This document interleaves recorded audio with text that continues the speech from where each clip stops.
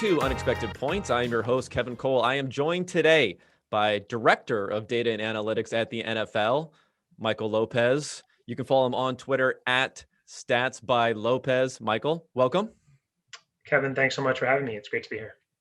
Yeah. Well, I've been wanting to have you on because there's a lot of things going on there. Now, I know your position, you've been there for what? Is it a couple of years now? About 2.5 years at this point. Yeah, 2.5 years. So this was a new position. So there wasn't anyone there. You have a very qualified background. You come via academia into this role, but you also had been a participant in different sports analytics studies that have come out. There was a Kaggle competition on March Madness that you had participated, and with a colleague of yours had won that before. So you come very well versed into this area. Was there? Let me just go back to before you even started this role. How much do you think of what you're doing at the NFL has been, kind of your vision for what you wanted to do, or you've shaped it versus what they want to do? Because I think this also can apply, although not in a one-for-one manner, but it can apply somewhat to teams too, where they may not have the expertise, but they have a vision of how they want to implement it. So I'm kind of interested in how that dynamic works between the practitioner and some of the visions from a higher end. It's a good question. And I don't think I exactly knew what I was getting into when I came to the league office a couple of years ago. And I think in large part, we're letting the data drive where we go. And our data at the league office, we have access to the traditional play-by-play data. We also have access to next-gen stats, player tracking data. And so a lot of the questions that we're going to answer they're football questions. They're driven by the questions that our coaches, our front office people are thinking of. We're looking at it from a different lens, which is how can we enhance the game? How can we use data to better understand the game? But ultimately, a lot of what we're able to do comes down to the access to data. And I think the part of the reason that the roles at the league office and also on clubs are growing is because the data is growing too, and it's growing, from the number of rows in a data set, from the perspective of the number of end users on teams that have interesting questions that only data can, or at least data could help with. And so, in that aspect, the league office was, had folks that were looking at data, and I'm just sort of one of a couple of different data groups. And, we're trying to better understand the league and its product. And I'm specifically focused on football data, but we're certainly touching on a lot of aspects that come up on Sundays and some Mondays and Thursdays and now Tuesdays. Yeah, pretty much it'll be every day of the week pretty soon. Now, you've had some obviously very public initiatives, the big data bowl, depending upon, tomato, that you've been working on that I think people know about. I know that you did some work as far as looking at different league initiatives with injuries, with penalties and things like that. But obviously there's a lot of stuff behind the scenes too. But when you talk about this overarching goal of enhancing the game, or you hear that, quality of play, a better quality of play. But I'm always wondering about the give and take and the specifics of something like that, right? Because I think most people would say, people could say more scoring means better quality of play. People could say fewer penalties means better quality of play. But at the same point in time, if you go too much in either direction, if you're not calling penalties which need to be called, all these sort of things. So how would you try to describe what you think of as enhancing the quality of play for the NFL? It's a great question. And I'm not always the one that comes up with some of the questions that we're trying to answer, right? So when we work with competition committee, it's largely driven by some of the questions that they come up with. And a good example was a couple of years ago when the possibility of working with replay to better understand penalties came up. And that's a topic that has grown in interest from our coaches, from decision makers at the league office. And so from our perspective, our goal is to provide them evidence about, how and if penalties impact football games. And that was one example where, from our perspective, if we were going to analyze, use instant replay to look at penalty fouls, it makes sense to start with defensive pass interference just because that is the one that has the biggest impact on the game. And so that's an example where, we're not coming up with a binder saying, hey, go do this. We're more saying, okay, well, there's interest in reviewing penalties from our perspective. This is probably the one we want to start with, and here's the reasons why. And that was obviously only a 1 year rule change, but it does show sort of the interest from the league's perspective of understanding, like, okay, we have all sorts of penalties we could look at. We could look at roughing the passer. We could look at defensive offsides. We could look at illegal touching, right? And all those vary with respect to how often they occur and the importance of those penalties when they do happen. And defensive pass interference sort of ticked the sort of mark of it happens sufficiently enough, and when it does happen, it tends to impact games. So that's kind of why the committee went in that direction, or that was one reason. And that's sort of a good example of where we think, we're trying to better understand what's going on in the game, and if the sort of momentum for certain rule changes, whether it's driven by pace of play, health and safety, officiating, we're able to supplement a lot of the analyses. Yeah. Now, I don't want to get into too many of the specifics of the DPI, implementing the rule, bringing back the rule, the whatever may have been around it. But I do think it's interesting that when you're involved in this process, so this is something that we probably think about a lot. Of we meaning people who think about sports in this analytical sort of way, things like expected points added or quantifying things in something that is translatable, but it isn't traditional, essentially, when you're thinking about it. So are you using things like that, like an expected points model, to say, hey, look, on average, a defensive pass interference adds this much to a team? And if you are doing it that way, is it intuitive for people to understand this? Because I'm assuming you're presenting to GMs and coaches and other players, where obviously points is fairly intuitive, but sometimes these concepts, they come from a black box. It's a little bit opaque how these numbers are being derived. So I'm not sure if that part of it, if you have trouble getting buy-in because of that part of it.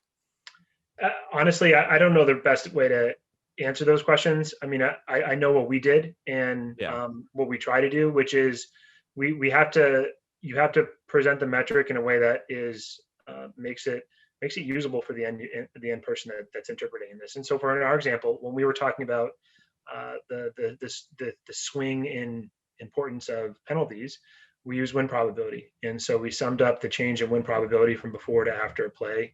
In fact, we use the potential swing based on what could have happened had the penalty not been called.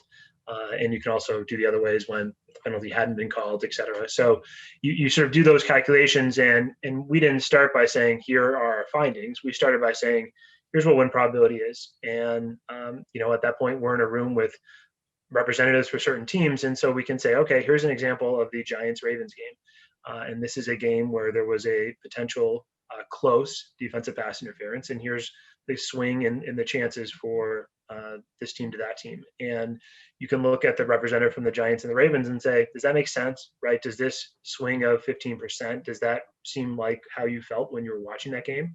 Hopefully it should. And then, you sort of hope that when there are other representatives, they say, actually, I want to see our game against so-and-so. And it was the case. It was an interesting anecdote when working with Coach Tomlin and Coach Payton. They wanted to see the example of their game from 2018 when the Steelers played the Saints, and to be able to say, like, okay, they're not just looking at the sort of animated graph. They want to see their own version of it. And so you haven't even gotten into penalties. You haven't even gotten to how you've summed it up, and you haven't actually even explained your model, which is sort of humbling and a little bit scary. But you've at least got them to appreciate a little bit about how we can measure the impact of penalties. And that's how we did it. But again, I don't know if that's the best answer, because it's not like, we don't get 4 different chances at our presentation to try and get buy-in. We get one, and we sort of have to make the best of it. Yeah. I mean, I'm assuming it helps, like you said, to personalize it in a way, to talk about a high impact play that's front of the mind, that hopefully jibes. I think you want it to be a reasonable number, but you don't want it to be exactly, it not providing any information beyond what they would have been able to assume on there. So I can see how all those different things come together for that part of it. So we talked about some other roles within the competition committee beyond penalties, but I want to stick with penalties for a little bit. And I'll just jump into some of the macro stuff we were seeing in the NFL this year. I don't think it's, I think most people know that, I don't know if all penalties are down, but offensive holding in particular is something that I've been tracking, and it's down. If people remember last year, in particular, is down year over year for the beginning of the season. There was a lot of noise or talk about it at the beginning of last year because it was up versus what you had seen in prior years, and now it's flipped around in the other direction. Um, I guess when you're thinking about penalties as part of the game, like I mentioned before, there's always a give and take of you don't want to have too many because I think everyone says that's a bad thing, but then you don't want to have just wild, reckless, anarchic play out there at the same time. So how do you think about penalties when you're looking at these things? I mean, ultimately, we're part of a larger football operations group that includes our officiating group, and so we're working with them frequently on several aspects related to officiating, and that could be, working in the summer to try and identify team level trends that we can share with them to sort of get them more ready for the games.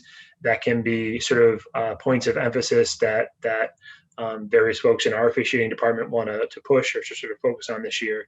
And then on a week level basis, we are tracking the crews and their variability in certain types of calls, certain types of metrics that we can track that maybe don't even have to do with calls, in terms of other ways that we want. We're sort of expecting the game to flow, for example. And certainly this year there have been some notable year over year changes. And you mentioned one. There are a lot of other ones too, and I think largely some of those, certain types of pre-snap penalties are down to historic lows. And so even from a perspective from our perspective, at least, we are in a year that is unlike any other. And I don't necessarily know if our group, and at least the potentially the league at large is totally sort of, from a statistician's standpoint, I certainly can't sit here and say, here's why, right? Because, if false starts are down, it does that have to do with sort of points of emphasis from the officials? Seemingly that's less likely in compared to, say, the fact that there are no fans in the stands or there was no preseason.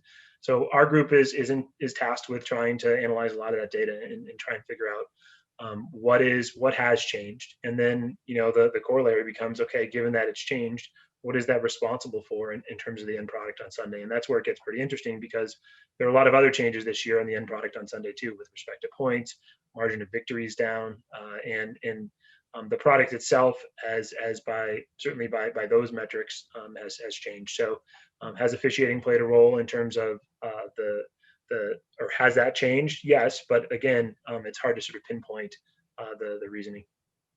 Yeah, I mean, I was thinking about that myself as far as, obviously scoring's up. I think we know that. Just looking on a per play basis, like if we're using a metric like expected points added, per drop back, it's up pretty significantly. Rushing is also, design runs are up a little bit. I mean, proportionally, it's kind of flipping from being slightly negative to slightly positive versus some prior years. So you have those happening. But Scrambles are up. Scramble effectiveness is up. The You have, like, you mentioned holding rates. They're down on pass plays. They're down on run plays. They're down on kickoff returns. They're down on kickoff touchbacks. They're just like the sort of across the board changes to a lot of stuff is really fascinating. And I certainly didn't mean to cut you off, but more just to say, like, it at least through 5 weeks, there are noticeable changes in so many different ways that maybe, doesn't have an obvious explanation. yeah, I think a lot of it does. I mean, I think you can argue, or you could have foreseen coming into the season that um, quarterback play, which we're assuming that drives a lot of NFL play, at least intuitively is pretty deep, I would guess, or stronger going into the season. But then you see a lot of quarterbacks who are having career years at the same point in time. So then that kind of deflates the argument a little bit that you're just seeing better quarterback play generally across the league, because you have the same quarterbacks who have been performing at X level are now performing at X plus a certain amount there. Do you think anyone is does this sort of trend, does it set off alarm bells, or is it more like this is something we need to be tracking, or is it this is just an evolutionary thing that we want to step back maybe at the end of the season and then really dig into? There's very little we can do within a season other than making folks aware of this is what's going on. There's just, at least from a data perspective, there's no rule changes. There's just, let's track it and let's be ready for it. And part of that comes from, I mean, there's a pretty organizational wide interest in data that's kind of exciting to be a part of, and sort of,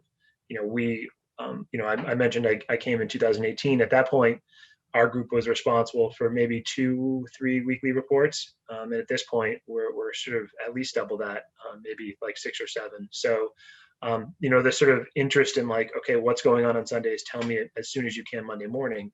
That's fun's the wrong word, because it's fun when the games are entertaining, but it can also sort of be scary because a lot of what happens is entirely out of our control, and that's kind of where it's partly a reflection of the quality of play, but it's also a reflection of what the owners and the competition committee want in the game. And so from our perspective, we're tracking it, but most of it is so that come January and February, our end of year reports can say, here are the high level changes. Here's from a perspective of what impact this had on the game. Here's our best guesses. And then we sort of leave it up to the football experts, and we can maybe help persuade them in certain directions if we feel like it's warranted. But by and large, we're leaving it up to them to say, okay, we want to keep this in the game, or maybe we have to sort of rein that in a little bit. So certainly be interesting to see what happens come this offseason, given some of the changes. But by and large, a lot of the high level metrics that we would like think of as good football games have been positive this year. And the first 5 weeks in particular had exciting comebacks, had a real low margin of victories relative to past years. And it's not always the case, or it certainly could be perceived that as points go up, margin of victory is going to go up too. And that hasn't been really the trend at all. So that's nice as well.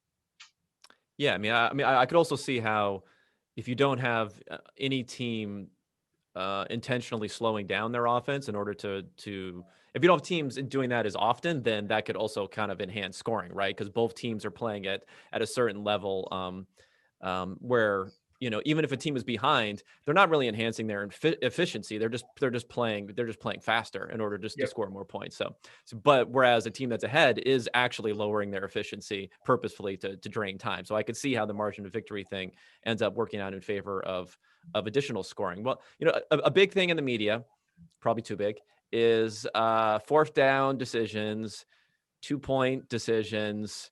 Whether or not the analytics staffers on different teams are bullying their coaches into making these decisions. Maybe you're bullying people. I don't know. Maybe you're bullying people at the NFL into making these decisions. But so what do you, maybe we could talk just top line about the trends. So you've documented some of this a good amount. And I think, it's probably overweighted in people's minds, but it's very clear, it's something that people can point to exactly without a coaching decision where a lot of what goes on with coaching is opaque. So why don't we talk about fourth downs first and what we're seeing this year? Yeah, to be honest, the only person I get bullied by is my 9 and 6-year-old daughter. So occasionally my wife as well. But you brought up scoring, and fourth downs is certainly playing a role. Teams are going for it more often on 4th and 1 than, we don't have historical play-by-play data dating to like 1915. But if we did, I'm pretty sure that we would still find that teams are going for it more now in any setting than they ever have before. And it's not just a couple teams doing it; it's the vast majority of teams. It creates a lot of exciting plays, both goal-to-goal scenarios and at midfield. And all those plays at midfield come with a corresponding risk where, when you look at like a win probability graph and compare punting plays to fourth down, go for it situations, the distribution of change in win probability on when teams go for it is bimodal. They get it and their chance goes up. They don't get it and their chance goes down. And expected points chart would look the same way. And whereas when you punt, it's just sort of delaying the scoring. And so there's a pretty obvious connection there where teams are going for it more often, and that leads to potentially more scoring.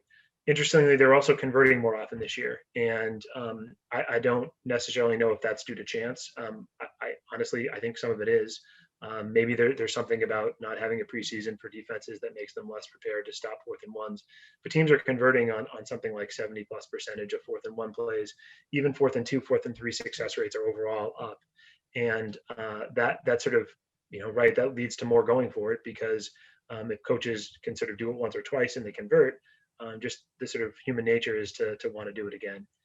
So you have more of those. Interestingly, like, compared to year over year, last year, for whatever reasons, teams were missing on 2-point conversions. This year, they're converting more often, and so I think some of that will eventually revert back closer towards whatever the average is. But by and large, that is a major trend that is impacting a large number of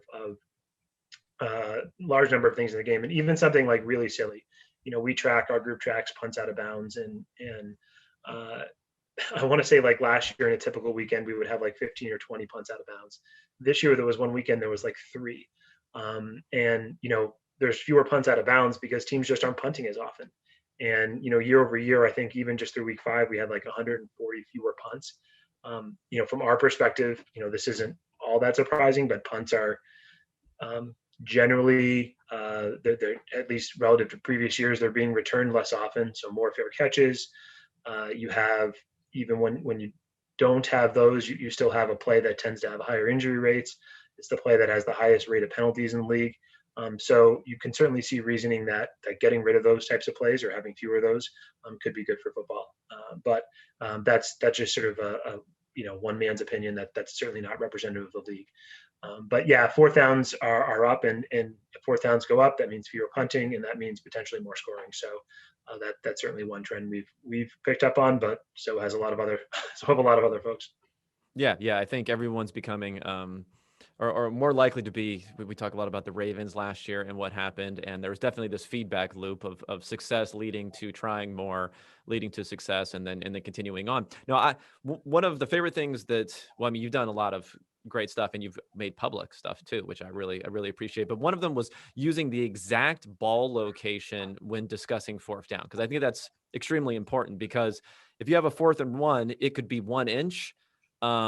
I guess it could be almost a yard and a half. I don't know how they classify between 1 and 2 yards. Is it if it's slightly more than 1 yard, does it automatically go to 2 yards? I'm not sure exactly how the NFL classifies it, but it seems like a pretty wide, like a wider range for 1 than any other number, essentially.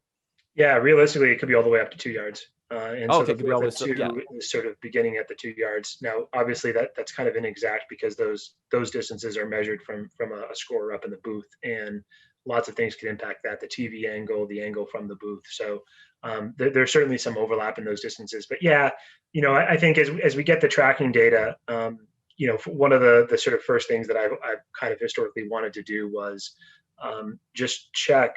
I feel like 4th-and-inches, that's a much different chance of getting it than it is a 4th and a long one. And I think there really isn't a 4th down decision, at least on a 4th-and-1 or 4th-and-2, where I'm not thinking, okay, what is the exact distance? And if you have a 4th-and-inches, maybe that's a go for it wherever you are in the field. Whereas if you have a 4th and a long one where it's almost a 4th-and-2, that's a close decision if you're at your own 20 and you have a great punter. Obviously, lots of other variables that we are all well aware of that you would want to account for. But from my view, it was like, okay, we have this data, and this is something. I mean, I was a center in college, and I would largely support a quarterback sneak when my coach is like, "Can you get this quarterback sneak?" I'll be honest, if it was a couple inches, I would always say yes. And right, if it was a long 4th-and-1, I'd be like, yeah, I think they're going to cover it pretty good. But that was just because I was right. When you're a center, you can just go over the ball and you can move it forward a couple inches most of the time. So I don't tell anybody you can do that, but you certainly can't do it in the NFL. But in NESCAC football in the early 2000s, the quarterback sneak was maybe an easy play, and it is for a lot of NFL teams too. They're able to do that. So if you look at it where teams sneak, they're more likely to sneak on 4th-and-inches too. So it's just another variable for analysts to consider. And at the league office, is there much to do with it? Not necessarily, but I think from our point of view, at least when I was working on that, it was sort of like, here's an interesting way to use tracking data. Yeah, I mean, so I think by seeing the tracking data, it reminded me a little bit in baseball. I mean, I'm not really a baseball analytics guy, but I remember there was a controversy about the value that certain catchers may add where it was almost the quote unquote analytical position was to discount this idea that the catchers had much of an impact. And then once there was data that could really be dug into on pitch framing, then they started to learn. They go, oh, wait a second, these catchers actually do have a lot of value, and it was a hidden benefit that people were probably overconfident did not exist, right? So I think fourth downs in a way, there's also this thing of who's right or who's wrong, and we start to notice that coaches are pretty smart. Like fourth downs that were longer, they weren't going for as much, and fourth downs that were really short, they were going for as much. So you couldn't treat everything the same. I think one of the bigger differences that I've seen this year is, you traditionally have this no man's land dead zone of maybe between the opponent's 35 and midfield, where you do all the calculations of, okay, we can't really kick a field goal here. If we punt, they could down it at the 1, but it could be a net 15 yards or something like that. But now we're seeing on teams on their own side of the field, in these situations that we talked about, where it's inches, it's not 4th and 1, it's not 4th and almost 2, going for it more. How much has that dynamic changed as far as really letting that distance dictate it, and then saying, hey, even if we are on our own 35, if it's a few inches early in the ball game, we can go for it? It's the rates of going for it have gone up basically everywhere. Even when I checked a couple of weeks ago, I don't know if it was the case, but I think through week 3 or 4, every 4th and 1 opportunity from the 50 to the opponent 30, a team had gone for it. So that wasn't a single 4th and 1 field goal of like 48, 49 yards. That wasn't a single 4th and 1 punt. And that's actually pretty extreme given all the sort of situations late in game that could come up. So they're going for it, like you said, sort of across the field. And there are examples of before your own 20 where you're going for it. And certainly it seems to be the case. And I don't know what teams are using as they make those decisions, but the exact distance is likely one of the things that lots of teams are directing their coach with, in terms of talking to on the headset, or going through in pregame meetings. Now, going back to this fourth down 2-point discussion, I want to get your perspective on the public discussion around this. Obviously, it came up quite a bit when we saw the Mike McCarthy go for 2 down 9, and so that was a big issue about that. We had Romeo Crennel, who decided to put the game out of distance to go up 9 potentially on there. And then you have various discussions about what's right, what's wrong, or analytics good, or are they bad? What do you see from in the public discussion that really, I guess, from a practitioner, makes you most uncomfortable, either with the proponents or the opponents of what you're seeing? I guess maybe start with the proponents first, because I'm sure there's things you see out there where it kind of makes you cringe a little bit to see people, even if they're pushing forward in a way that you think is probably on the correct side of things. So I think one of the tricky aspects of analyzing a lot of this data is that we often think of whatever our model is spitting out as some level of ground truth, and our models are dependent on what we put in. They're dependent on whether or not we remember to include penalties. They're dependent on how far back we went. Do we go back to 2015? Do we go back to 2010? Do we go back to 2005? Whatever. They're dependent on whether or not we're including pregame point spread in the model. Our group at the league office doesn't do it because we are working sort of independently of the teams involved. But as an example, when we were going through the example with the Titans last week and the too many men on the field penalty, there was one win probability model that had the Titans' chances at 10%. There was another win probability model and ours, which also had the Titans win probability at 20%. And then I saw a third type model that had the Titans win probability at 30%. And it's sort of humbling to know that, for sort of 3 different, really smart analytics groups that are sort of working on these models and trying to understand and help coaches with these questions, that one group can be as low as 10%, one group can be as high as 30%. That is a massive difference for what at the time was a 2nd and 1 from the opponent 30 with 3 minutes left down 1. The offense Offense was up one, I think. Yeah, offense was up one. So I think that sort of uncertainty and makes, it should be humbling for folks that are working on these. And there is no best model. And because of that, I think there's some uncertainty and wiggle room in recommendations where, and I know some teams probably think of it this way, where, when you're tasked with making a recommendation, it's like, okay, this is a hard yes. This is a soft yes. Or maybe, quite honestly, coach, we're sort of in the middle ground where we're not totally sure. And being able to give that latter answer is maybe uncomfortable, because we want to be able to say, like, the coach should have done this, the coach should have done that. Quite frankly, a lot of the decisions that we often debate when we think about doing choice A versus doing choice B, a lot of them might be correct by less than 1% of the time, right, or something, sort of a small margin of error or small difference. And if that's the case, maybe it's not worth trying to push your coach or trying to sort of push the public discourse towards one direction, when, quite honestly, like, it's pretty close. And that's something we often, on a non-fourth down, non-2-point conversion basis, because we don't make those recommendations, right? Right. But it is something we often think about it in our group, right? Is we want to make an impact.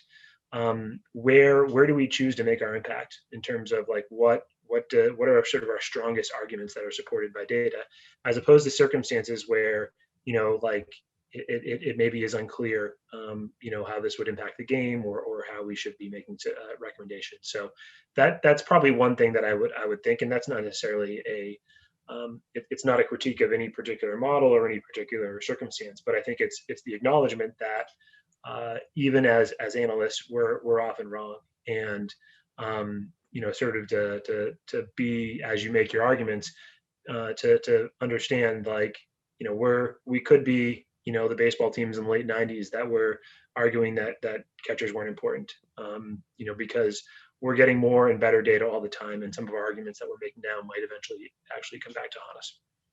Now, when you're looking at, I mean, not in this specific circumstance, but you see, win probability has been another thing that people have pushed back on a lot, specifically pushed back on it being too low in late game circumstances, whether it's because of very high profile incidents like the Patriots coming back, or the Chiefs coming back in the Super Bowl last year. How much, when you're thinking about these things, because I mean, I've worked around with win probability, but I haven't worked at it that much. But I like to think, it's probably not true, but I like to think that there's almost an intuition about something being too high or too low. So I'm kind of wondering, like, how much does an intuition trained on having worked on these things help you when you're building this, versus saying, well, if I've done everything properly as far as like building an engine or something like that, that it should work, and whatever that result is the correct, is the most correct result because I've built it the most correct way, kind of. So, I mean, a good example is trying to think about how a lot of the winning solutions on Kaggle that use machine learning are often built, and often they take ensemble models of different approaches, and then they average them using either a weighted average or some other algorithmic function to come up with ways of weighting each of your inputs. And in a lot of ways, I think, if I were to try and come up with the best win probability model for a football game, I'd be doing the same thing. I wouldn't trust my own model. I wouldn't trust it to sort of pick out 20 versus 25%. But if I had 4 or 5 different models, if I had one that was at 10, one was at 20, one was at 30, I'd pretty comfortably take some type of averaging, maybe get something near 20, and then have a decent sense that would work. And I'll be honest, I gave the example earlier with 10, 20, and 30. I took a little bit of pride in that our model was between them, right? That was sort of like the average of those. Because realistically, if you're comparing yourselves to others, this is the type of situation where, if you're trusting the inputs and the work of other folks, if I just learned that other folks all had it at 30, I would think that ours is probably too low, and vice versa. If all the other folks had it at a win probability at 10 and we were at 20, maybe ours was a little too high, and we would try and think about, like, what sort of changes can we make that would account for it. Ultimately, I think there's some sort of capability of win probability models, but at some point we also have to sort of cap our time that we put into them, because from our perspective, we're trying to understand the game better. And if we're off by a couple percentages points, um, that's on a play, like that's probably not a huge deal. If we're fundamentally 5 percentage points off every time a team jumps off sides, well, then that's going to be a problem. And so we're more trying to sort of assess, like, okay, here's the types of plays that we would tend to analyze, and do they work? And honestly, a lot of the plays we find that didn't work were in overtime. And our overtime model looks nothing like what anybody else's overtime model like. We have probability of a tie, we have probability of each team winning, and it's sort of a totally different simulation-based framework because we noticed, we looked at them and said, nope, these are wrong. So they're really hard to get right, but there's also this sort of acknowledgement that at some point we just have to move on because we have other things that are bigger and more important, and we have to trust that the work we put in is going to be good enough. Yeah, yeah. Now, I also I'm interested in your thoughts on human intervention, interpretation, whatever it may be of these models. Because I'm thinking too, there was an article written about the Ravens last year. You know, all their fourth down success. They have a gentleman on the coaching staff, Daniel Stern, who's a really, really good guy. So he was working with John Harbaugh, obviously, on this, and he believes wholeheartedly that he's giving the information to Harbaugh. Harbaugh is enhancing through his, coach and his intuition and his knowledge of everything that's going on, even if they try to build everything into these models on his decisions. Now, um, I guess I'm more skeptical only because I've been, when they do studies on other types of models, very often they find that if you allow human intervention, the results actually get a little bit worse because of ways that are put around it. But I think those may be in circumstances where you don't have as many unknown unknowns, I guess, in the model building process. Do you have any feeling on that? Because that goes to a lot of the discussion is whether the coach is making the right decision or if the model is making the right decision. So anyway, I'll just leave it at that before I go too far. If you have any thoughts about whether or not human intervention could it be a bad thing in some ways? I certainly think it could be, but I think that's where it's on you as an analyst to sort of stress and work with whoever you're making decisions with or helping make decisions in terms of the differences between, which player to draft or the decision to go for it or punt or whatever. And if it's sort of one of those that's in a gray area where as an analyst, your best estimate is it actually doesn't make much difference, then that might be a situation where the coach, whatever variable that coach is going to add to the equation, is something that if you were to have known and to have been able to add to your model, whether it's the right guard is benched, right? Like if that type of stuff that you might not exactly have been able to put in your model before the game, or before the meeting or whatever it is, that's where it's up to you to sort of say like, hey, coach, this is a gray area, right? And then the coach sort of has that time. NFL decision making is really tricky, right? It's substantially easier for us to do this after the game where we don't have time constraints. They can talk to the coach, and the coach can talk to the quarterback on a headset. That conversation cuts off at 15 seconds, and there's no machine learning algorithm that the analyst is looking at that sort of spits out in real time right at the play that sort of flashes before the coach. That is a split second decision, and those are tricky to make. So because of that, I think the sort of communication between an analyst and the coach is of utmost importance, and a lot of that comes from practice. It comes from meetings before the game, and teams go about that obviously in a bunch of different ways. But I think the acknowledgement that sometimes there are sort of ways that a coach can help that decision is certainly warranted. But I think that's where it's, if this is a small difference versus this is a big difference, then that obviously comes into play there. Yeah, no, I think I agree with that. If it's a small difference, I do agree. I guess it's just my intuition. Like I said, I could be wrong about this. That when these factors come into play, these extraordinary factors that aren't part of the model, that naturally humans have a tendency to overweigh the difference. Often the people talk about this guard thing, like if my backup guard or my guard's getting killed or something like that. I mean, I don't know if I guess it would be my intuition to say, yeah, that could slightly tweak the model, but it doesn't take something that's an easy gain and it says now it becomes a loss, something that you shouldn't do.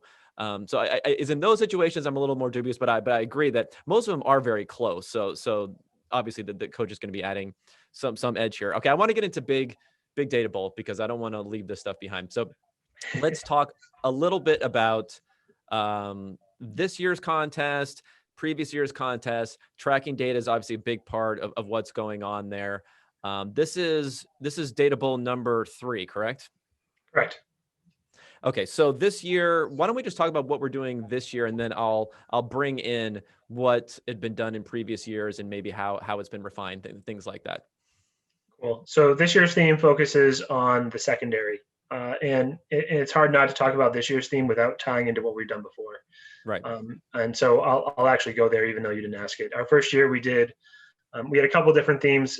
Probably about 75% of submissions were focused on wide receiver patterns, and that was, from our perspective, was at that point mostly an untapped area.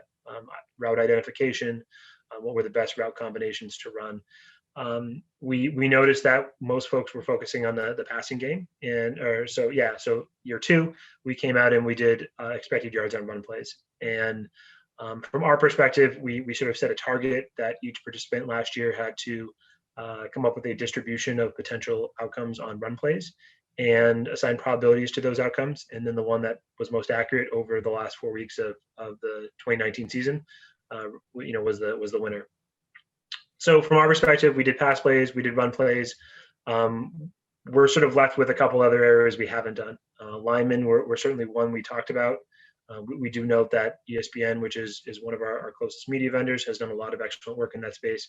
And so you don't necessarily want to come up with a contest that folks are easily going to have sort of a target to aim for or to replicate. So, that left defending. And from our perspective, defending the pass play seemed to make a little bit more sense. So the goal this year is we shared all pass plays from the 2018 NFL season, and all players that are either eligible receivers or the quarterback, or the basically defenders that would be covering those plays. So potentially defensive ends, sometimes linebackers, cornerbacks, safeties, and it's where they go every play. And it really, given the data that we're sharing, there are really only a couple of groups to analyze. One is wide receivers, and the other one is quarterbacks, and then obviously our theme for everybody is defensive backs. And so what types of coverages work best? What are what defenders are best at certain types of coverages? And granted, we're dealing with data that's 2 years old now, but the goal here isn't as much ranking cornerbacks or ranking safeties. It's the algorithm itself. It's the thought process behind engineering features that a football team would want to have. So that's the focus this year, and we're excited to sort of see the creativity of submissions. Now, before we get into the specifics of this year, you were spearheading this initiative, I believe, initially. So there are goals going into it, and then each year, I assume, based upon the feedback that you get from the submissions, from the league, from teams, you can think about it a little bit differently. Have things changed as far as things that you thought value that's being derived either by the public or by the league? Has it been a lot different than what you thought initially going into it, or has it been more of a tweak or a skew in a certain direction? So I will be honest. When we first came up with it, there were some goals that I and Jay Reed, who I work with on this event, there were some goals that we outlined. And each year when I come up with goals for next year, I take the goals from the previous year and I copy that slide. And I basically have the same goals every year. Right. And it's like, how can we come up with a theme that fits these goals? And it honestly, it's worked, right? Our first year we had some interest, but realistically, we had more than 100 submissions, and we had some really interesting and promising analyses. At the end of the day, our prizes were what they were, right? We had NFL shop money and NFL tickets. There was enough interest where, by year 2, AWS came on as a sponsor, and we're now tied into some other league temple events. Our First and Future group does a nice job running a health and safety driven data competition, and so we're sort of now wrapped in the bigger picture of analytics initiatives at the league office, which is nice to be a part of. And last year we had 75,000 in prize money. We were on Kaggle. We had more than 2,000 folks submitted an algorithm. 32 countries took part in terms of representatives. So we went from kind of a mom and pop shop to now we almost feel like it's our own brand, and that's a little bit scary because I'm a data analyst, right? Like I like to analyze this data and come up with interesting questions, but I'm also sort of excited and sort of humbled by the fact that there are a lot of other people that want to analyze this data. So that's kind of how we got to where we are with the event this year. How do you think about the competition as helping team? I guess I'm thinking about the team perspective here, helping teams think about the data or get actual ideas or solutions or ways to do it, and how much of it is about identifying talent, quite honestly, because you've had a handful, maybe more than a handful now, as more and more trickle in, who have gone the big data bolt route, via this competition, then into NFL front offices. Yeah, well, so I said that I copied and pasted the themes. I didn't actually tell you what the themes were, which Right. I can do. Like I'm not hiding them. Our first goal is to serve clubs, and ultimately, the league is works with the 32 franchises, and we want to make sure we're giving them possibly ideas. More importantly, that we're providing qualified folks who would be able to step in and answer similar questions in working with them. So in that sense, I think off our first year, we had 11 folks get hired. Last year, we only had 3, but in fairness, there were far fewer openings. So, I don't know what we'll end up netting out this year, but part of it is to sort of curate, sort of a growing list and sort of group of folks that can step in and handle these roles. Our second goal is the innovation side. And from a league perspective, we are an organization that prides itself on trying to use data and trying to innovate and trying to improve the game. And that, from our perspective, is, last year, for example, we had the metric of, where running backs end up on handoffs. Well, we got a good algorithm from Philip and Dimitri, who are a pair of Austrian data scientists. Because we're working with Kaggle, we got their code. We implemented that with our next gen stats group, and CBS put it on the broadcast last week. Our next gen stats group provides it to teams. It's been on the NFL Network. It's certainly on Twitter a lot. And so, right now we're learning more about ball carriers than we did before. What do we end up doing with expected yards long term? I don't know, but it's nice as something to be able to have. And then the last part is we are well aware, and this is, I'm not going to lie, this is partly because I used to be in that audience. There's a group of NFL fans that wants to analyze this data. They want to learn more about football. And it's sort of a natural fit to be able to say, like, okay, here's a sort of a subset of data. This is what the league is interested in. This is what the teams might be interested in. Show us your ideas, right? Like, I could have spent hours, months, and I would have never come close to coming up with an algorithm as good as the Zoo did last year for predicting run plays. And it would be the same thing this year. I could have a lot of ideas about how to analyze the secondary, but we're well aware of that by crowdsourcing some of this, we're going to get a better algorithm and some better ideas than we had before. And that's exciting. And I think that hopefully will encourage future data scientists to take part in football. Now, I know that one of I've heard you talk about this before, and one of it was to say we want to also have like a football aspect to the solution. So I'm wondering, for last year, you mentioned the couple of, I didn't know if they were Austrian or not, but you said Austrian gentlemen who won.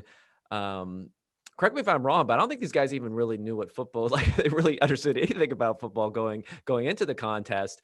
They're really good at building models and machine learning and coming up with solutions. So I'm wondering that solution that was come up with, and to have it be a distribution of potential outcomes based upon the tracking data, coordinates, and acceleration, and all that stuff at the time of handoff. Was that? I guess this year, are you trying to like bring in a little bit more of, like, you have to have this football knowledge to it, as opposed to that one could have been solved by one of these grandmasters in a way where I'm sure there were other solutions that maybe weren't as accurate that brought in more football knowledge last year? So I think there are a lot of things that played into why we went with this year's theme. I will also be honest. I feel strongly that Philip and Dimitri from last year, by the end of the contest, they were football experts in this specific question. Right. Okay. The Yeah, Kaggle that's fair. That's forums, fair. the Kaggle forums are one of the best aspects of this contest, because if you don't necessarily know a ton about football, you can read up on what others are writing. And if you go into last year's Kaggle forums, you will learn a lot about run plays. And if you are willing to take the time, and I know we've asked them the amount of time that they spent, it's not a full-time job that they were spending on this, but it wasn't that all that far off in certain weeks. And so the amount of time that they're investing to learn football, I think that in some ways is a lesson that the technical skills are pretty hard to teach in that short amount of time. Whereas the football skills, maybe to answer certain questions, are maybe a little bit quicker to pick up on. And last year's was a target. And part of the reason that we did it is because it was something that our network wanted. It was something that the media groups wanted. It was something that I felt as a football fan I could learn from. And I'll also be honest, part of the reason we went with this year's is we just didn't have that metric. Like there wasn't one thing that stood out that I knew could match expected yards or could match the distribution of run play outcomes. Maybe we'll have one by next year. But I think last year's was sort of a good fit of, okay, this is, checks off a lot of the boxes that we want to fill. Let's go with it. And this year it was more a matter of, okay, we don't have anything that's checking off those boxes, but we do have a sort of a glaring weakness in that we don't know much about the secondary. Let's go learn about it. And that's kind of how that brought us to today. How do you think about how the model from last year is being, I could say, interpreted, being publicized? Next gen, they have by ball carrier, they'll say what their actual rushing yards per carry was versus the expectation. Then you have, my friends over in the running backs don't matter community who will say, the model doesn't use running back, so therefore running backs don't matter. So how do you think about the dynamic of framing versus wanting to make it interesting for people and wanting to engage people in it? Well, to be honest, I think we don't necessarily know the answer of how we can use this data. I will Right. certainly say, in knowing how the zoo built their model, the fact that they're using running back speed as an input is already going to get us in trouble because Raheem Mostert is fast as heck, and if you're using his speed at handoff, you're going to assume that he's going to get a pretty good gain. Whereas you compare it to other running backs, maybe Gus Edwards, who's not getting the ball running as fast. And I'm just picking one of many running backs who don't run as fast as Mostert does. So, that is inherently going to be a limitation. And ultimately, I think if I were on a team or if I were trying to figure out like what is the best way to value running backs, I'd probably want to re-engineer some of what the zoo did. And instead of saying the running back took this carry at this speed, I would say, okay, the running back took this carry at a league average speed, right? And now you're not necessarily letting the biases of the fact that the running back is either fast or slower to begin with impact things.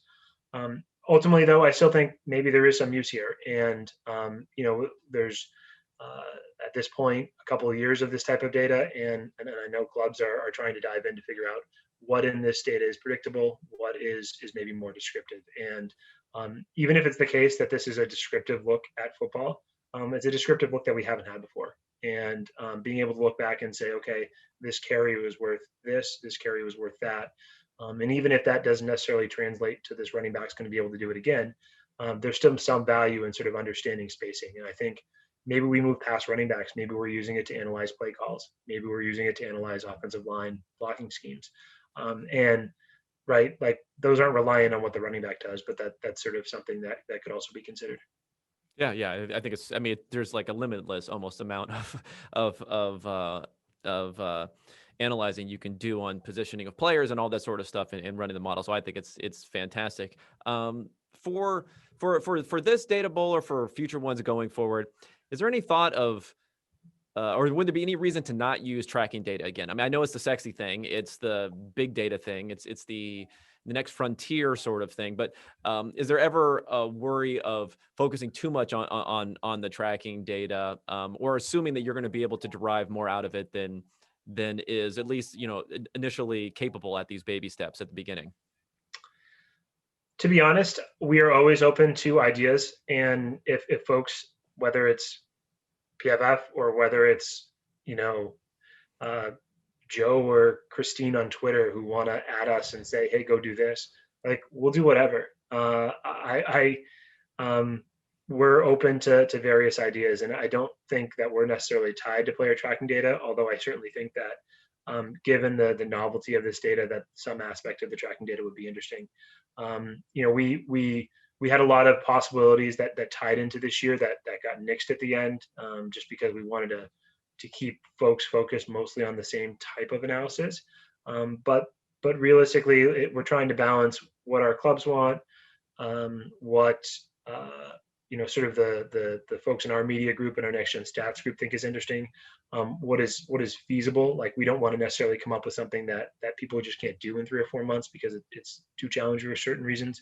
So we're trying to balance all that, and we are definitely open to suggestions and not tied to any specific data set or only one approach or whatever.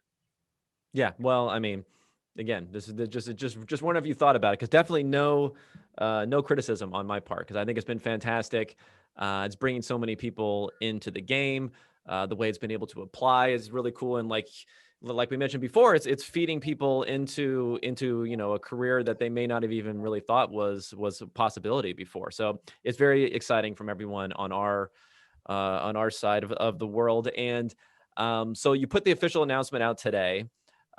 If anyone wants to check out more information, I assume obviously you can find it on the web, or go ahead, follow Michael on Twitter at Stats by Lopez. Not only get that, but you get these really cool graphs and distributions for the players. Every single, I love it when you match 2 players on the same team as far as their expected yards for each of their carries. You can really see how dramatic the distributions are in here, when we're often looking at something like yards per carry, and there are issues with that as a stat, generally because of how much it's based on situational factors, how much is based upon how much is thrown off by a long run versus a short run. So I love all that stuff.